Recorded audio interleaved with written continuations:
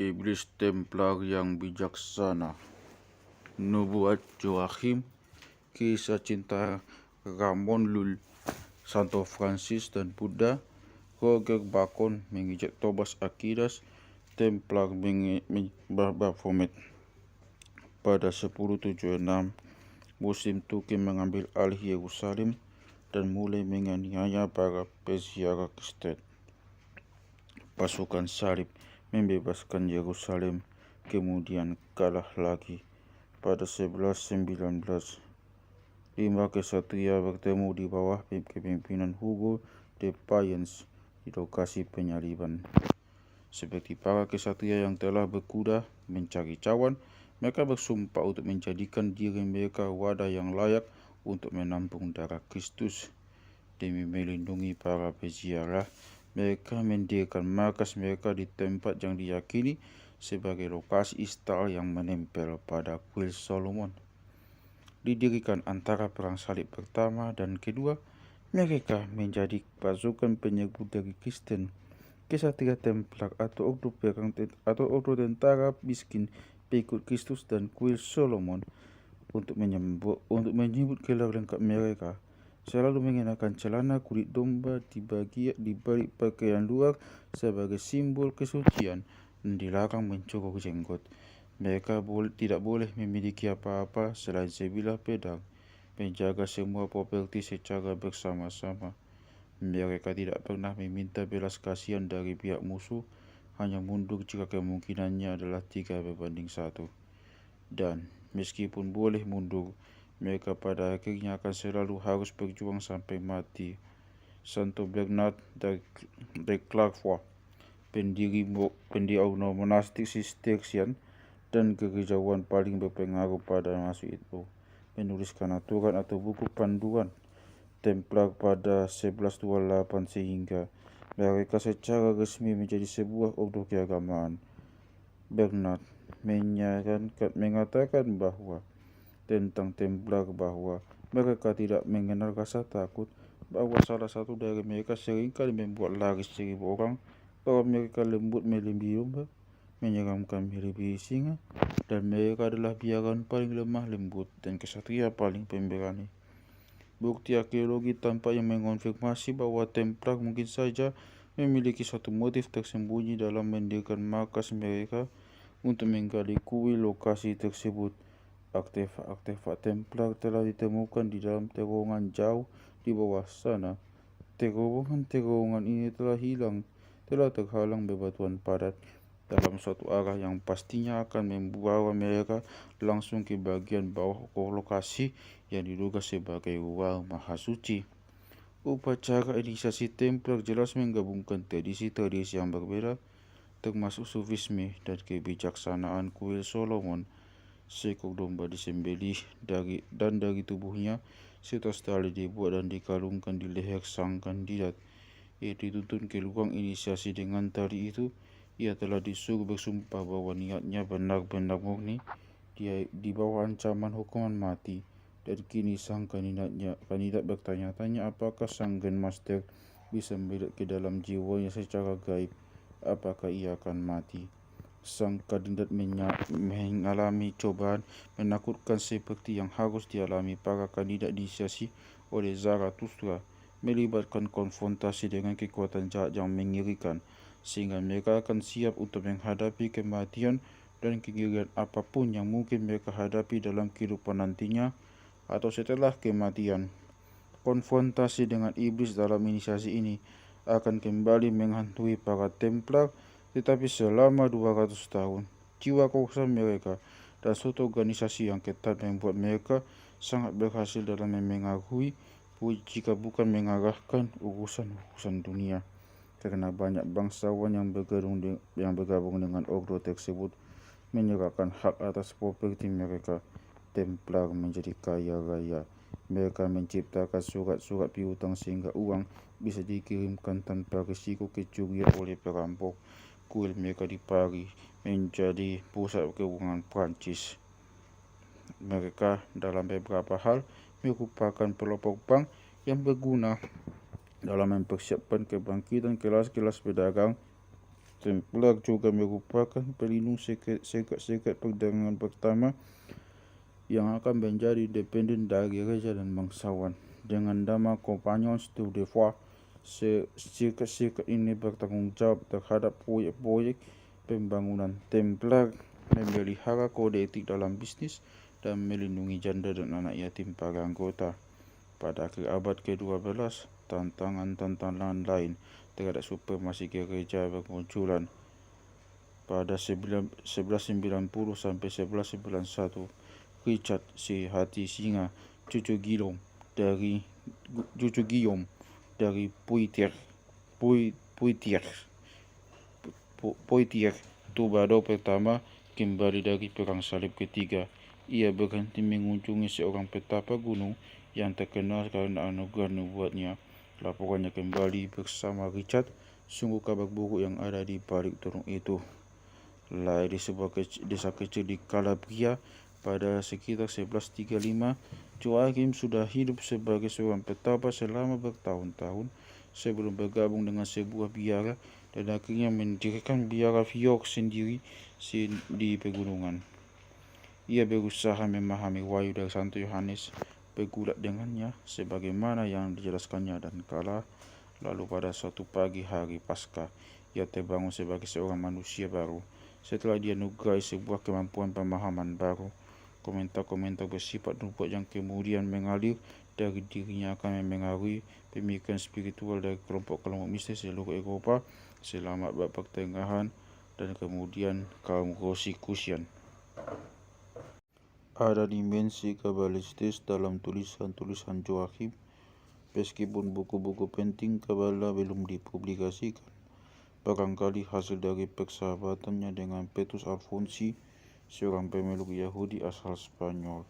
Tentu saja, Perjanjian Lama sendiri mengandung nuansa yang kuat tentang Tuhan bekerja melalui sejarah, tetapi yang sangat kabalistis dalam pemikiran Joachim adalah interpretasinya terhadap teks-teks Alkitab dalam hal simbolisme, angka kompleks dan visinya tentang apa yang disebutnya pohon kehidupan.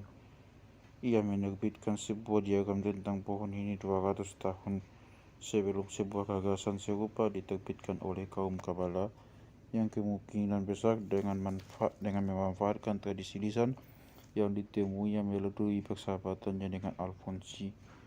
Akan tetapi, aspek dari ajaran Joachim yang benar-benar menarik imajinasi abad pertengahan adalah teorinya tentang tiga.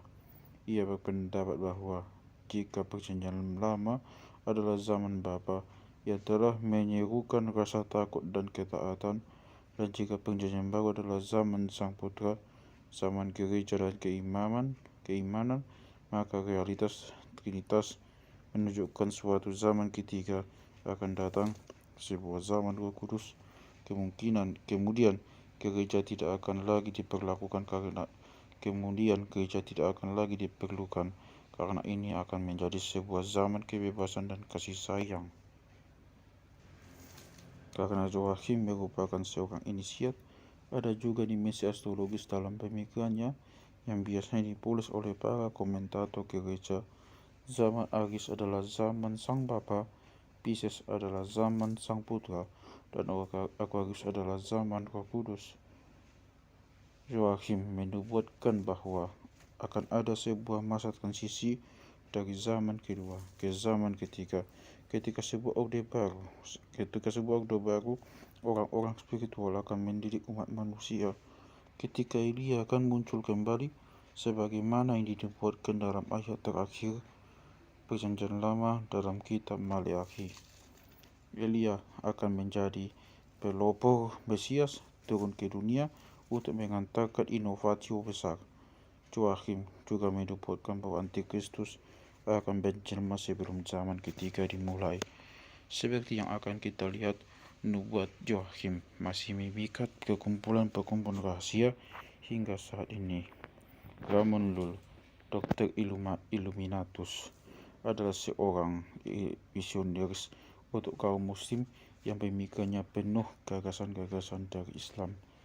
Ramon Lull lahir di Palma, kota Mallorca pada 1235 dan dibesarkan sebagai seorang pesuruh di dalam istana raja. ia menjalani kehidupan yang menyenangkan. Suatu hari, bernafsu kepada seorang wanita asal Genoa dan sangat menginginkannya, ia menunggangi kudanya ke gereja Eulalia, tempat wanita itu sedang berdoa. Wanita itu menolaknya, tetapi suatu hari wanita itu membalas sajak-sajak yang telah dikirimkannya dengan mengajaknya berkencan. Ketika ia tiba, tanpa peringatan, wanita itu mempertontonkan payudaranya kepadanya. Payudara itu sudah digigogoti oleh sebuah penyakit ganas.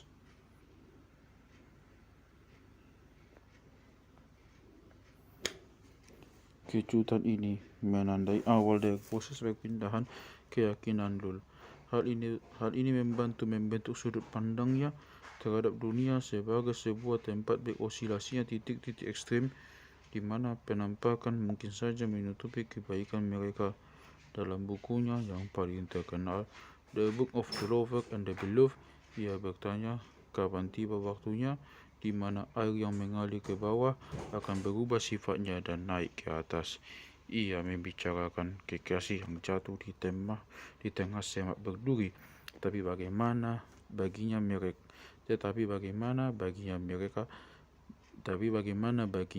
mereka tampak seperti bunga-bunga dan ranjang percintaan. Apakah penderitaan itu? Tanyanya. Untuk mendapatkan keinginan seseorang di dunia ini, jika kau melihat seorang kekasih mengenakan pakaian yang halus, katanya, kenyang makan dan tidur, ketahuilah bahwa dalam diri orang itu engkau melihat kutukan dan siksaan. Aroma bunga-bunga membawakan ke dalam pikiran sang kekasih bau jahat, kekayaan dan keburukan, usia tua dan nafsu, ketidakpuasan dan kesombongan. Lul menulis tentang menaiki tangga kemanusiaan untuk mencapai kemuliaan di alam ilahi. Pendek yang mistis ini dicapai dengan mengubah apa yang disebutnya kekuatan jiwa, perasaan, imajinasi, pemahaman dan kehendak. Dalam hal ini, ia sedang membantu menempa bentuk alkimia yang sangat personal, yang seperti yang akan kita lihat akan menjadi mesin besar dari Eropa yang esoteris. Dalam salah satu ucapannya yang lebih keras lagi, ia mengingatkan, jika engkau mengucapkan kebenaran, wahai orang bodoh, engkau akan dipukuli oleh orang-orang, disiksa, dimarahi dan dibunuh. Selagi berkhotbah kepada umat Islam di Afrika Utara, ia diserang oleh sekerumunan orang, digiring keluar kota, lalu dirajam sampai mati. Francis lahir ke sebuah dunia di mana para budak menderita kemiskinan ekstrim, dan di mana orang cacat, orang lanjut usia, orang papa, dan penderita kusta diperlakukan dengan penuh penghinaan. Para pendeta kaya memperoleh penghidupan yang menguntungkan dari para budak dan menganiaya siapa saja yang tidak sependapat dengan mereka. Pada 1206, Francis merupakan seorang pemuda kaya 20-an tahun di Assisi, Italia. Ia menjalani hidup tanpa beban dan tanpa perasaan, menghindari semua persinggungan, dengan kesulitan menutup hidungnya bila melihat seorang penderita kusta. Mustahil untuk tidak melihat kesamaannya dengan kehidupan Pangeran Siddhartha. Lalu pada suatu hari, ia sedang keluar berkuda ketika kudanya tiba-tiba melonjak berdiri, dan ia mendapati dirinya menatap seorang penderita kusta. Ia turun dari kuda, dan sebelum menyadarinya, ia menggenggam tangan penderita kusta yang berdarah itu, lalu mencium pipi dan bibir yang bernanah itu. Ia merasa penderita kusta itu menarik tangannya, dan ketika mendongak, Francis melihat penderita kusta itu telah lenyap. Seketika itu ia tahu bahwa, seperti Santo Paulus di tengah perjalanan menuju Damaskus, ia baru saja mengalami perjumpaan dengan Kristus yang bangkit. Kehidupan dan filosofi Francis menjadi jungkir balik dan berubah sepenuhnya. Ia mulai melihat dengan jernih bahwa Injil menganjurkan suatu kehidupan dalam kemiskinan, setia membantu orang lain, tanpa memiliki emas, perak, ataupun uang di dompetmu, tanpa dompet untuk perjalananmu, 2 potong mantel, ataupun sepatu. Kemiskinan, ia mengatakan, adalah tidak memiliki apapun, tidak mengharapkan apapun, tetapi benar-benar memiliki segalanya dalam semangat kebebasan. Ia akhirnya mengetahui bahwa pengalaman itu sendiri bukan hal-hal yang dialami yang penting. Hal-hal yang kita miliki bisa memengaruhi dan mengancam menguasai hidup kita. Suara yang berasal dari sebuah salib bercat di gereja San Domenico di dekat Assisi mengatakan kepadanya, "Pergilah Francis, dan perbaikilah rumahku seperti yang kau lihat hancur berkeping-keping." Bagi Francis, pengalaman ini tak terlukiskan sekaligus tak tertahankan. Sifatnya sangat berubah dalam dimensi hewani, nabati, dan seperti yang akan kita lihat, dimensi materialnya, sehingga binatang merespon terhadap dirinya secara menakjubkan. Seekor jangkrik mengerik saat ia meminta. Burung-burung berkumpul untuk mendengarkan ia berkhotbah. Ketika seekor serigala besar dan ganas meneror kota pegunungan Gubbio, Francis keluar untuk menemuinya. Serigala itu berjalan ke arah Francis, tetapi begitu ia memerintahkan untuk tidak menyakiti siapapun, serigala itu berbaring di bawah kakinya. Kemudian makhluk itu mulai berjalan menyertainya benar-benar jinak. Kemudian beberapa tahun lalu ditemukan sebuah kerangka serigala terkubur di bawah lantai gereja San Francisco della Pace di Gubbio. Bila membandingkan mistisisme Ramondul dengan Santo Francis, kita melihat suatu perubahan besar telah terjadi dalam waktu yang sangat singkat. Mistisisme Francis adalah mistisisme dari hal-hal yang sederhana dan alami, dari udara terbuka dan kehidupan sehari-hari. Dalam biografi pertama Santo Francis, The Little Flowers of Saint Francis, dikatakan tentangnya bahwa ia menemukan hal-hal yang tersembunyi dari alam dan dengan hatinya yang peka. Bagi Francis, segala sesuatu itu hidup. Visinya merupakan suatu kegembiraan akan alam semesta sebagaimana yang dipahami oleh idealisme. Segala sesuatu diciptakan dan diberikan kehidupan oleh hierarki surgawi. Semua ciptaan menyanyikan serentak kidung saudara matahari dan saudari bulan. Terpujilah Engkau Tuhanku bersama semua makhlukmu, dan terutama Tuhanku saudara matahari yang memberi terang siang hari. Terpujilah Engkau Tuhanku bersama saudari bulan dan bintang-bintang. Di tengah langit telah kau ciptakan mereka gemerlap, megah dan indah. Semangat Kristen sekali waktu pernah membantu evolusi agama Buddha. Agama ini telah memperkenalkan sebuah semangat antusiasme yang membantu ajaran Buddha tentang welas asih universal menemukan pemenuhan di dalam alam material. Sekarang, meskipun Buddha tidak berinkarnasi lagi, semangatnya dalam hal ini membantu mereformasi agama Kristen dengan menginspirasi suatu pengabdian dan welas asih yang sederhana terhadap semua makhluk hidup.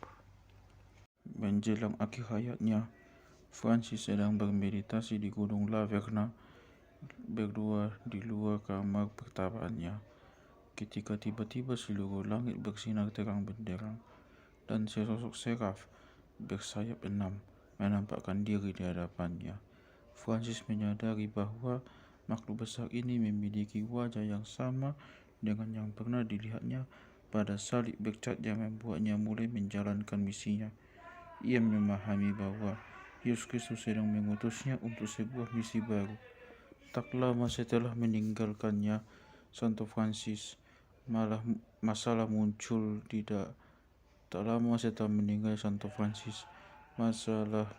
di dalam ordo yang ia dirikan, Ordo Fransiskan. Sri Paus meminta ordo tersebut menerima tanggung jawab tambahan yang melibatkan kepemilikan properti dan penanganan uang. Banyak saudara yang melihat hal ini sebagai suatu pelanggaran terhadap visi Santo Francis, dan mereka membentuk kelompok-kelompok yang memisahkan diri yang disebut Fransiskan spiritual atau Fraticelli, baik bagi mereka sendiri maupun bagi banyak orang di luar mereka. tampak seolah-olah pengikut spiritual baru yang telah dibuat oleh Joachim ini akan menyaksikan akhir dari gereja, sehingga para pengikut Santo Francis itulah yang akhirnya diburu dan dibunuh sebagai pengadop bidah. Sebuah lukisan dinding terkenal karya Giotto menunjukkan Santo Francis sedang menyangga gereja. Kalaupun Francis telah menyelamatkan gereja dari keruntuhan total, bisakah ia dikatakan telah berhasil mereformasinya sebagaimana yang telah diminta oleh suara dari dalam salib tersebut? Dalam agama Kristen yang esoteris, diyakini bahwa seraf yang memberikan stigmata kepada Francis mengatakan kepadanya bahwa misi barunya akan terpenuhi setelah kematian. Setahun sekali pada hari peringatan kematiannya, 3 Oktober, ia akan memimpin roh-roh orang mati keluar dari lingkaran bulan menuju hierarki yang lebih tinggi. Inisiasi sebagaimana yang terus kita lihat juga berkaitan dengan kehidupan setelah kematian sekaligus kehidupan ini. Dalam masa hidup Ramon dan Francis, dorongan yang baru untuk reformasi dan pemulihan praktik keagamaan bermunculan di banyak bagian gereja di banyak bagian Eropa, Yugoslavia, Bulgaria, Swiss, Jerman, Italia, dan terutama di selatan Prancis. Di sana kaum Katar menyerang kerusakan gereja. Raja utama mereka yang mirip Gnostik adalah bahwa mereka harus menjaga diri agar benar-benar murni dari sebuah dunia kejahatan seperti Templar maupun Santo Francis. Mereka menanggalkan kepemilikan harta benda dan mempertahankan sumpah kesucian yang ketat. Kaum Katar tidak memiliki gereja dari kayu ataupun batu. Mereka menolak suatu sistem sakramen yang menjadikan gereja satu-satunya perantara antara Tuhan dan umat. Kami menghargai keperawanan di atas segalanya, kata seorang saksi. Kami tidak tidur dengan istri-istri kami, tetapi mencintai mereka sebagaimana kami mencintai saudara kami sendiri. Kami tidak pernah makan daging. Kami menjaga kepemilikan kami secara bersama-sama. Mereka hanya memiliki dua bapa kami, dan ritual inisiasi mereka, consolamentum, merupakan ucapan selamat tinggal pada sebuah dunia kejahatan. Gereja pun mematuhi. Pada 1208, Paus Innocent III memerintahkan sebuah perang salib melawan kaum Katar. Sesampai di kota Béziers, tentara salib menuntut agar kota itu menyerahkan 500 atau lebih penganut Katar di dalamnya. Ketika warga kota menolak, mereka semua yang jumlahnya mencapai ribuan orang dibantai. Ketika salah seorang prajurit bertanya kepada wakil kepausan Amawi bagaimana mereka bisa membedakan kaum Katar dari yang lain, konon ia menjawab dengan sebuah kalimat yang menggema dan sebanyak sejarah, bunuh mereka semua, Tuhan akan menemukan umatnya sendiri. Mereka berhenti untuk mengambil 100 sandera. Mereka memotong hidung dan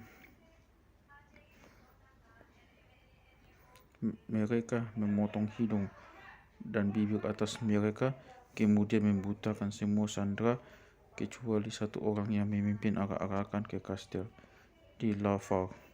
Mereka menangkap 90 kesatria, menggantung lalu menikam mereka ketika butuh waktu terlalu lama untuk mati.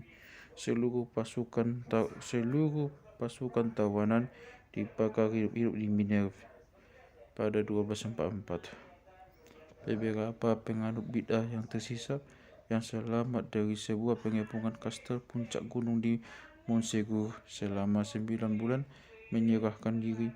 200 biarawan Katar turun gunung dan berjalan ke dalam kobaran api yang sudah menunggu mereka. Menurut legenda, 4 biarawan telah meloloskan diri dari perlindungan di puncak gunung itu sehari sebelumnya dengan membawa serta harta rahasia kaum Katar. Kita tidak tahu apakah harta itu adalah emas.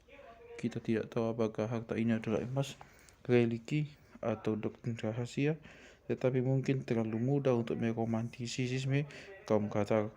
Mereka mengajarkan bahwa dunia itu jahat dalam suatu cara yang menunjukkan bahwa mereka, seperti kaum Gnostik sebelum mereka, berada di bawah pengaruh sebuah filsafat ketimuran yang membenci dunia dan mencintai kematian. gereja di Roma menindas kaum Kazakh dengan kekuatan maksimal, tetapi pemikiran eksotik sejati dari masa itu lebih dekat dengannya daripada urat tenggorokan. Pada tahun-tahun tertutup abad ke-13, seorang anak yang lemah dan sakit-sakitan terlahir. Tak lama setelah lahir, ia dibawa dan diasuh oleh 12 orang bijak.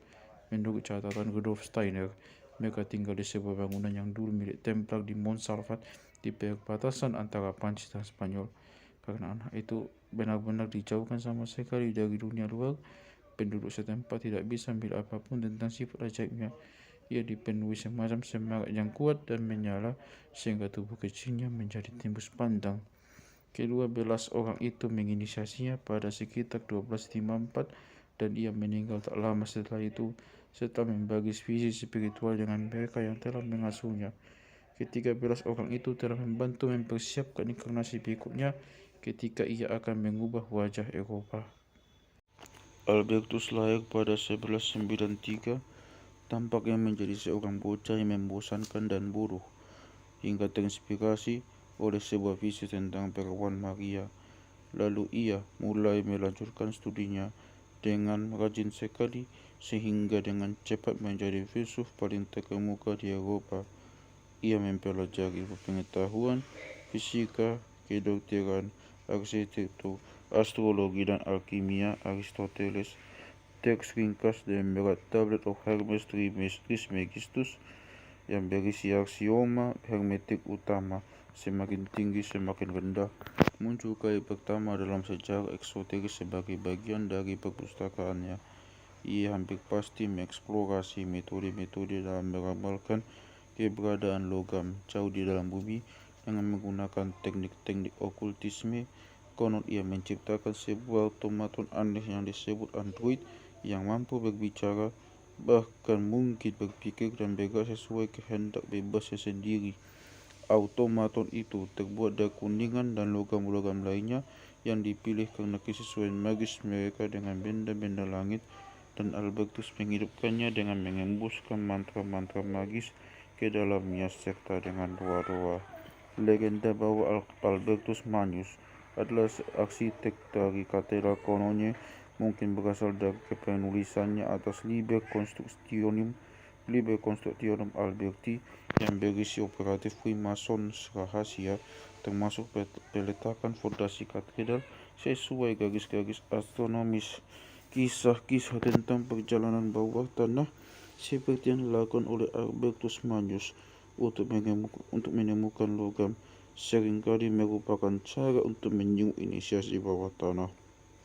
Kita tahu bahwa inisiasi sejenis ini bertahan hingga abad pertengahan karena sebuah catatan tentang salah satunya yang terjadi di Irlandia yang telah sampai kepada kita melalui tiga buah sumber.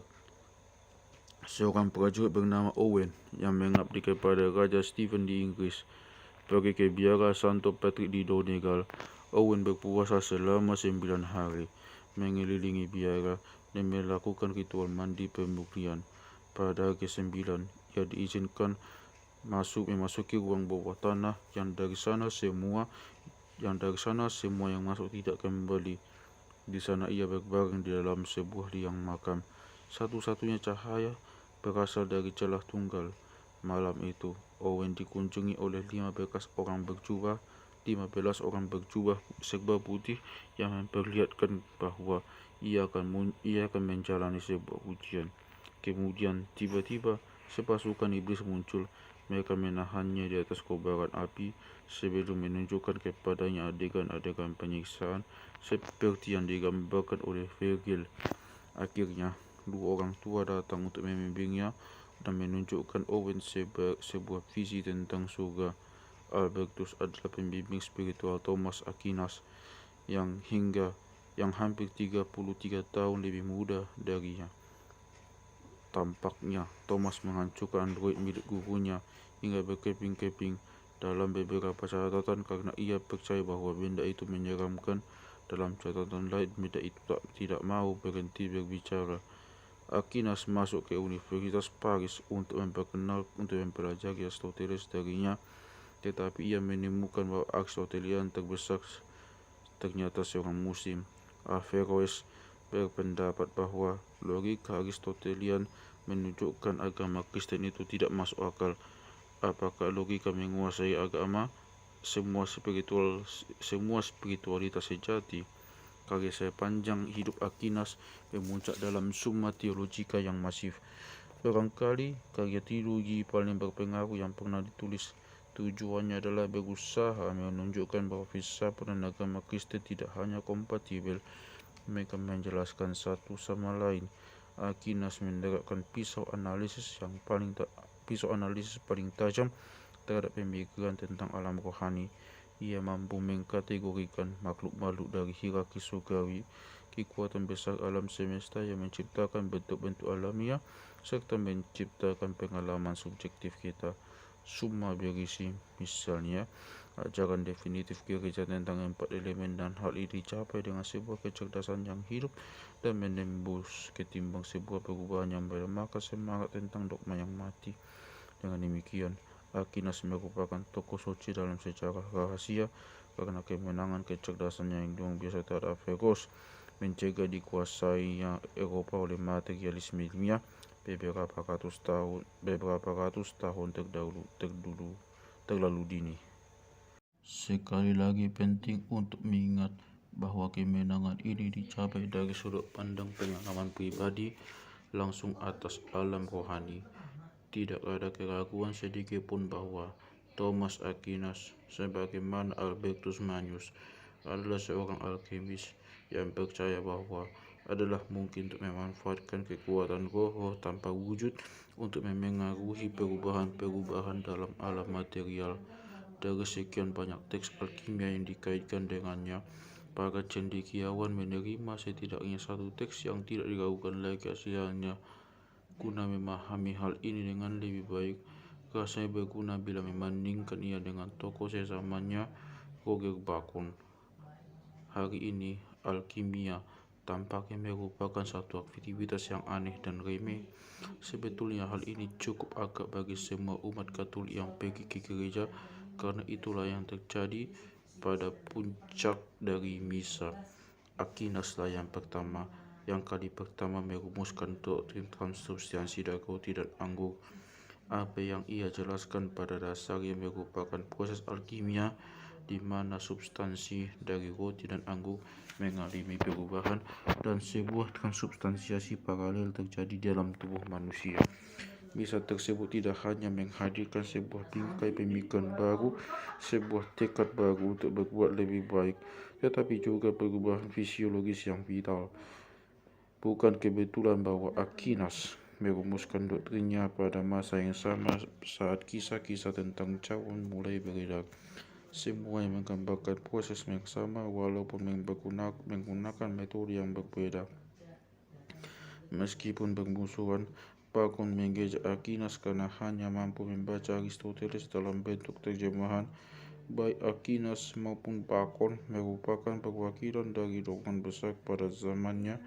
Untuk memperkuat dan memperbaiki kemampuan akal, mereka menemukan sihir dalam berpikir, kapasitas untuk pemikiran yang abstrak dan berkepanjangan untuk berakubat dengan konsep sudah pernah ada sebelumnya, tetapi hanya sebentar dan dalam lingkup lokal di Athena dan dalam diri Socrates, Plato, dan Aristoteles sebelum dipadamkan lagi.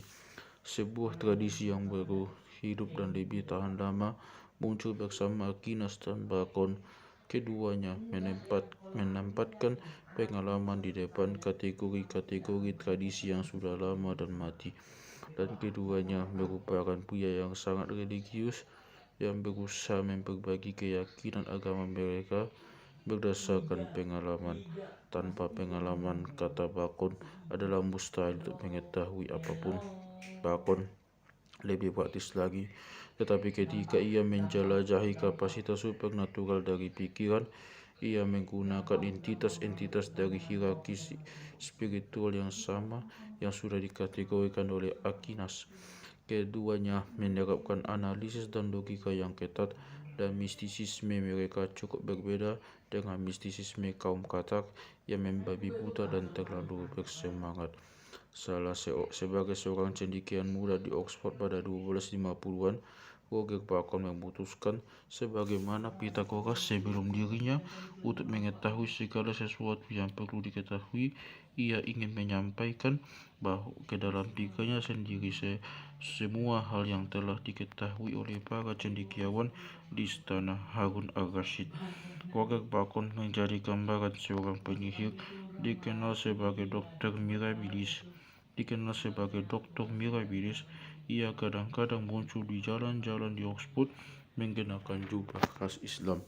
Kalau tidak, ia bekerja tanpa istirahat siang dan malam di kamar-kamarnya di perguruan tinggi yang sesekali akan diguncang oleh ledakan-ledakan.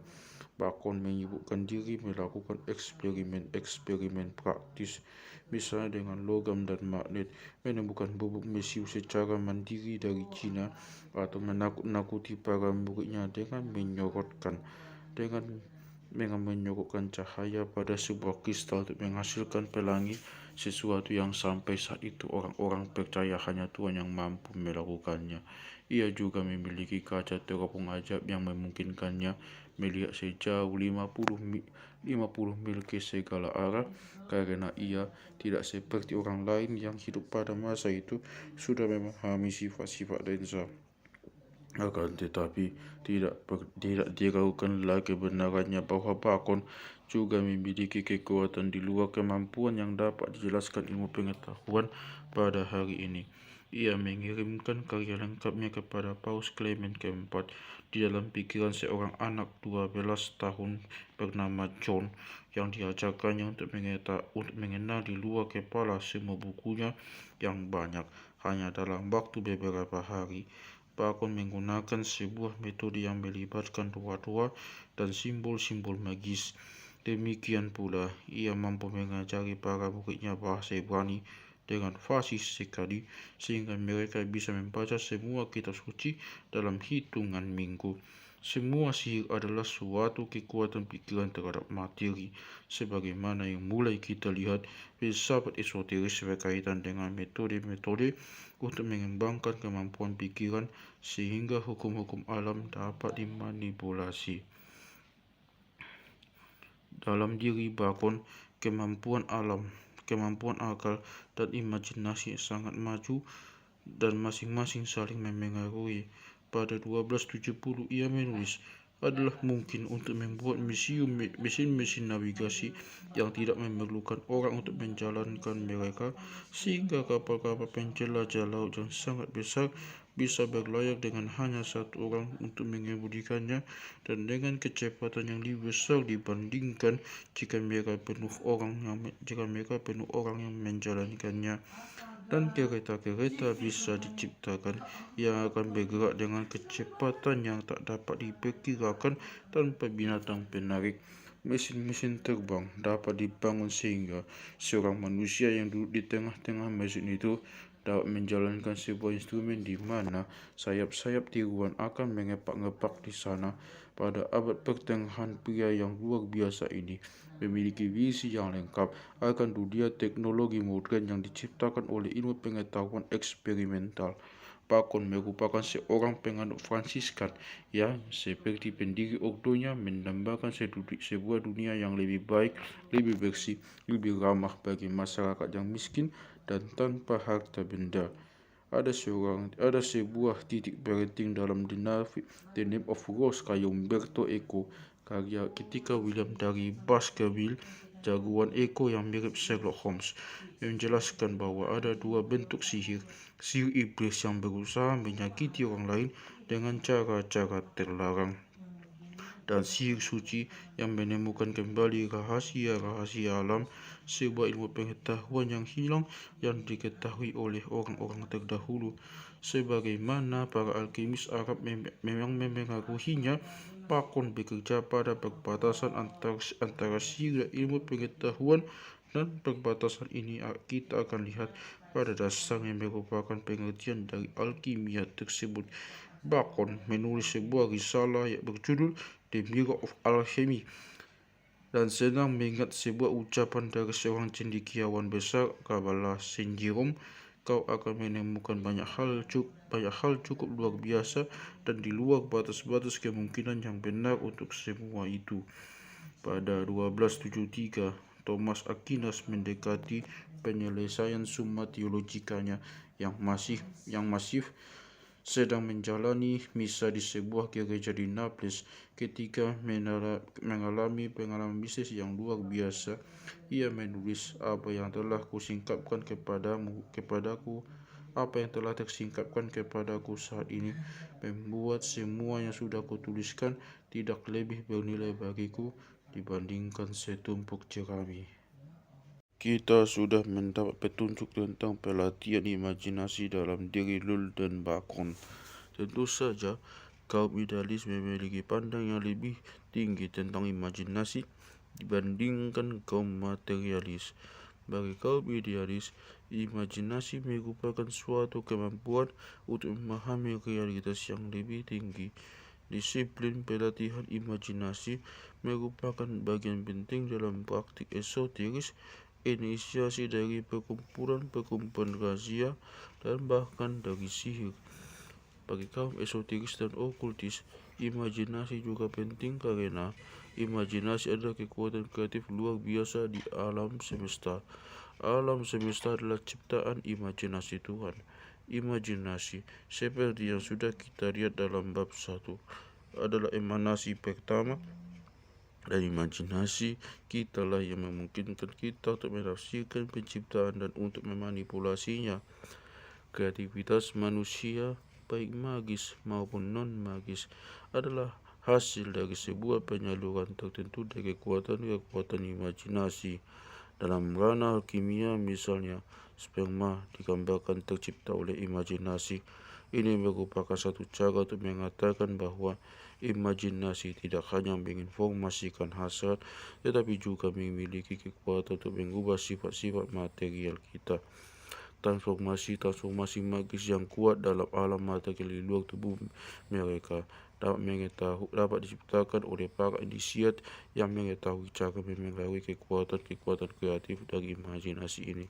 Seorang ahli India diajarkan sejak usia dini untuk berlatih melihat seekor ular di hadapannya dengan semacam kekuatan konsentrasi, dengan semacam imajinasi yang sangat terlatih, sehingga kini ia dapat membuat orang lain juga melihatnya.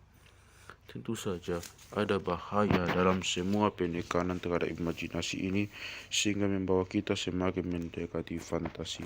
Selalu ada risiko bahwa pemanfaatan imajinasi ini justru akan berakhir dalam delusi. Sihir tampaknya bisa menjadi keistimewaan bagi pemberdaya diri. Pendekatan sistematis dari perkumpulan rahasia dimaksudkan untuk mencegah dari hal ini. Santo Bernardus dari Clairvaux yang menulis buku Pedoman Templar merekomendasikan suatu pelatihan sistematis terhadap imajinasi dengan memunculkan citra-citra akan kelahiran bayi, pengabdian dan kematian Yesus Kristus. Kita bisa memanggil rohnya jika kita membayangkan, katakanlah, sebuah adegan rumah tangga yang melibatkan Yesus, membayangkan panci-panci dan wajan-wajan, pakaian-pakaian, kesamaannya, garis-garis wajahnya, ekspresi wajahnya, perasaan kita sendiri ketika ia berbalik untuk melihat kita dengan ekspresi itu. Kemudian, jika kita tiba-tiba membuang gambaran-gambaran visual itu, apa yang mungkin tertinggal adalah Roh Kristus yang benar-benar nyata. Di Spanyol, pada abad ke-13, seorang kabalis bernama Abraham Abulafia menulis dengan memperkuat gagasan tentang firman kreatif Tuhan dalam teks-teks kabalistis sebelumnya. 22 huruf dalam abjad Ibrani telah digambarkan sebagai kekuatan kreatif. Dengan demikian, pada mulanya Tuhan telah menggabungkan huruf-huruf ini dalam pola-pola dan menciptakan kata-kata darinya. Dan dari pola ini terbukalah semua bentuk berbeda dari alam semesta. Abraham Abulafia mengusulkan bahwa inisiat bisa berpartisipasi dalam proses kreatif tersebut dengan menggabungkan dan menggabungkan ulang huruf-huruf Ibrani dengan cara yang sama. Ia merekomendasikan mengasingkan diri ke sebuah ruang yang tenang, berjubah serba putih, mengambil pose ritual, melafalkan nama-nama Tuhan. Dengan cara ini, suatu kondisi trans yang menggular dan visioner dapat tercapai, dan dengan kondisi ini tercapai pula kekuatan-kekuatan rahasia, gagasan tentang kata-kata kekuatan yang memberi sang inisiat kekuatan terhadap alam rohani, dan dengan demikian terhadap alam material merupakan gagasan yang sangat kuno. Solomon konon memiliki kekuatan ini dan dikunyah tetragrammaton, nama Tuhan paling sakral dan kuat, hanya boleh diucapkan satu kali dalam setahun pada hari penebusan oleh imam besar di ruang maha kudus. Di luar, trompet dan simbal mencegah orang lain mendengarnya. Konon, seseorang yang tahu cara mengucapkannya bisa membangkitkan kengerian di kalangan malaikat. Bahkan sebelumnya, di kalangan orang Mesir, konon dewa matahari Ra telah menciptakan alam semesta menggunakan kata-kata kekuatan, dan konon pengetahuan akan kata-kata yang membiarkan sang inisiat kekuatan tidak hanya di alam ini tetapi juga di akhirat nanti. Abraham Abulafia juga mengajukan penggunaan nama-nama Tuhan dalam bentuk diagram. Praktik penggunaan lambang-lambang dan segel-segel magis kembali diutamakan secara luas dalam tradisi Ibrani, dan dengan pencampuran elemen-elemen dari Mesir dan Arab, hal itu menyebar luas pada abad pertengahan. Ini terutama karena penyebaran kitab-kitab grimoires, tata bahasa Grammars, mantra seperti The Testament of Solomon dan The Key of Solomon. Sebagian besar mantra tersebut menjanjikan pemenuhan keinginan pribadi, entah itu seksual, pembalasan dendam, atau penemuan harta karun. Persiapan bahan-bahan seperti lilin, lebah, darah binatang, bubuk besi magnet, belerang, dan barangkali otak burung gagak mungkin akan diikuti oleh suatu tindakan pemurnian. Kemudian, upacara itu sendiri barangkali melibatkan sabit, tongkat, pedang yang dilakukan pada waktu-waktu yang menguntungkan untuk memanggil makhluk tanpa wujud. Hasilnya mungkin saja bahwa sebuah cincin atau barangkali sekadar secak kertas bertuliskan segel atau tanda tangan tersebut, sehingga pembawanya sadar atau tidak sadar akan sewajarnya dipengaruhi oleh makhluk tanpa wujud demi kebaikan atau keburukan. Pada pertengahan abad ke-14, The Secret Magic of Abraham the Jew mengajarkan cara mengundang badai, membangkitkan orang mati, berjalan di atas air, dan dicintai seorang wanita. Semua ini akan dicapai dengan menggunakan segel-segel dan kotak-kotak huruf kabalistis. Dewasa ini gereja membuat suatu perbedaan yang jelas di antara beberapa upacara yang diatur secara ketat yang dimaksudkan untuk mengundang kekuatan spiritual yang berlangsung dalam konteks gereja, dan semua upacara lainnya yang dimaksudkan untuk mengundang atau sebaliknya untuk berdagang dengan roh-roh tanpa wujud tidak berada di bawah naungannya. Hal-hal yang terakhir ini dicap klinik, yang dalam istilah modern Kristen biasanya berarti ilmu hitam. Pada abad pertengahan, perbedaan semacam itu pastinya tidaklah praktis. Ritual-ritual dilakukan di bawah naungan gereja untuk mencoba memastikan misalnya panenan yang melimpah atau kemenangan dalam duel. Roti yang telah ditabiskan dipandang sebagai obat untuk orang sakit dan perlindungan terhadap wabah. Azimat-azimat yang memberikan perlindungan terhadap petir dan tenggelam dibuat dari lilin-lilin gereja. Potongan-potongan kertas yang mengandung formula ajaib diselipkan dalam atap-atap sebagai perlindungan terhadap ancaman kebakaran. Lonceng-lonceng gereja bisa menangkal petir dan iblis. Kutukan-kutukan formal diucapkan untuk mengusir lalat. Air suci dipercikkan di ladang-ladang untuk memastikan panen yang melimpah. Religi-religi suci menjadi jimat-jimat ajaib yang manjur. Pembaptisan bisa mengembalikan indera penglihatan pada anak-anak yang buta dan terjaga semalaman di tempat orang suci akan menghadirkan mimpi-mimpi yang visioner dan jernih, serta penyembuhan dalam tradisi tidur di tempat suci yang diajarkan oleh Asklepius. Belakangan, kalangan Kristen apologis membedakan antara praktik gereja yang sah yang semata-mata soal memohon makhluk makhluk spiritual tingkat tinggi yang mungkin memilih untuk menyetujui suatu permintaan atau tidak dengan sihir yang dipahami sebagai suatu proses mekanis yang melibatkan manipulasi kekuatan gaib. Namun hal ini mengandung kesalahpahaman. Sihir juga merupakan suatu proses tidak pasti dalam mengundang roh-roh, termasuk beberapa roh dari tingkat yang sangat tinggi. Pada abad pertengahan, semua orang percaya pada hierarki spiritual ini yang mendasari semua praktik gereja dan praktik spiritual orang awam adalah sebuah keyakinan bahwa mengulangi suatu formula seperti doa atau melakukan suatu upacara mengandung kekuatan untuk memengaruhi peristiwa-peristiwa material demi alasan kebaikan atau keburukan. Melalui aktivitas-aktivitas ini, orang-orang percaya bahwa mereka bisa berkomunikasi dengan tingkatan makhluk-makhluk tanpa wujud yang mengendalikan alam material. Bahwa dua itu berkhasiat bahwa takdir mengganjal kebaikan dan menghukum keburukan merupakan keyakinan universal dan pengalaman universal. Kalaupun secara dipandang tanpa keraguan sebagai sebuah proses takdir, itu bukan dalam cara yang fatalistik. Tuhan punya rencana terhadap umat manusia yang sedang dibantu diungkapkan oleh tingkat berbeda dari makhluk-makhluk tanpa wujud dan tingkat berbeda makhluk-makhluk yang berinkarnasi. Suatu rencana yang disandikan dalam Alkitab dan dijelaskan oleh para nabi. Akan tetapi, itu merupakan suatu rencana yang setiap saat mungkin akan berjalan salah. Jumat tanggal 13 masih dikenang sebagai hari nahas.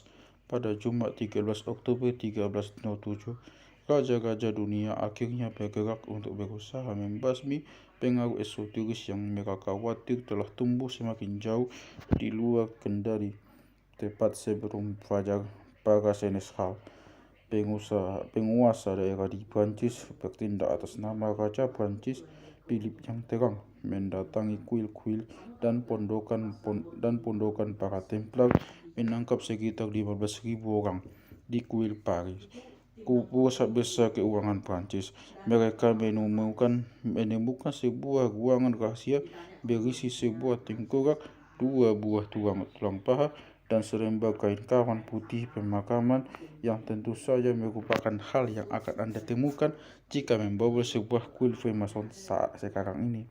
Hanya beberapa kesatria yang berhasil melarikan diri dari La Rochelle di pesisir Atlantik. Mereka melarikan diri ke Skotlandia, tempat mereka hidup di bawah perlindungan pemimpin pemberontak Robert Dreyfus. Inkuisisi menuduh para kesatria yang tertangkap tersebut menjadikan para pemula meludahi dan menginjak-injak salib Kristus. Mereka juga dituduh melakukan sodomi dan menyembah berhala berkepala kambing yang disebut Baphomet. Mereka mengaku melihat patung berjenggot panjang dengan mata menyala dan berkaki 4 ini. Di bawah tekanan dari Philip yang terang, Paus Clement menerbitkan undang-undang penghapusan yang mengakhiri riwayat kesatria Templar. Semua aset mereka disita oleh kerajaan. Muncul di hadapan sebuah komisi kepausan. Para kesatria tersebut mengatakan telah disiksa akan mengaku. Seorang bernama Bernard de Wardo memperlihatkan sebuah kotak kayu tempat ia menyimpan tulang hangus yang telah jatuh dari kakinya sendiri saat mereka dipanggang di atas nyala api. Ada kebenaran apa di balik pengakuan mereka? Tak lama sebelum meninggal, saya merasa terhormat bekerja sama dengan Sonfit, cendekiawan besar gulungan Laut Mati.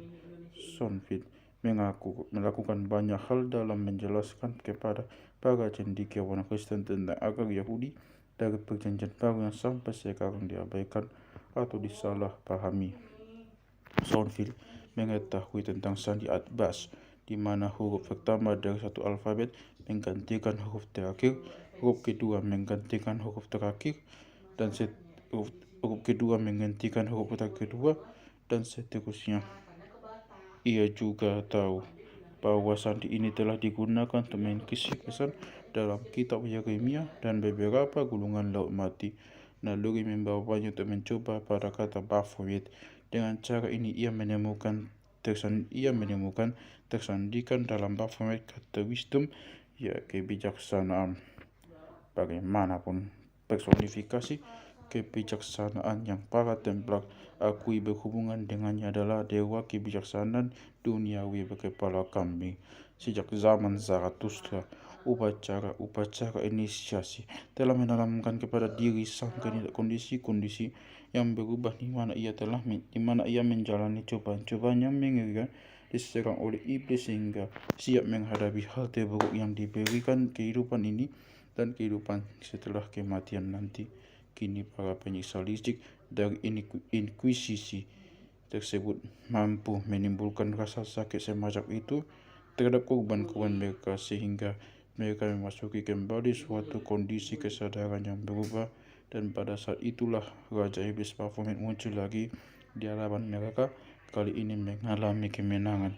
Mereka memang menghadapi hal terburuk yang bisa diberikan oleh kehidupan dan kematian.